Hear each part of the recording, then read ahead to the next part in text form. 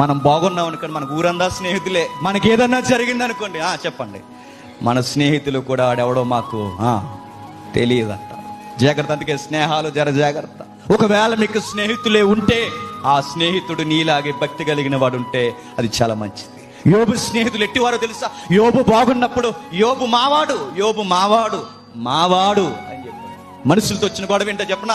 మనం బాగుండి ఒక మంచి స్టేజ్లో, ఆర్థికంగా, ఆరోగ్యంలో, అన్ని విధాలుగా సమతుల్యతలో మనం బాగుండి ఒక ఎత్తులో, ఈ సొసైటీలో మనకు గుడ్ విల్ ఉంటే, ఈ లోకస్తులు ఎలాంటి వాళ్ళు చెప్పనా?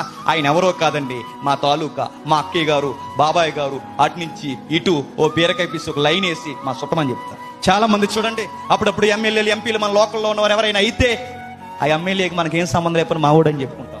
లోకల్ ప్రెసిడెంట్ ఎవడైనా అయ్యాడు అనుకోండి, ఆ ప్రెసిడెంట్ మావోడని చెప్పుకుంటాం. ఎందుకో చెప్తున్నా, మనుషులకు ఉండే సహజ లక్షణం ఏంటంటే స్థితిలో ఉన్నవారు మావారని చెప్పుకుంటాం.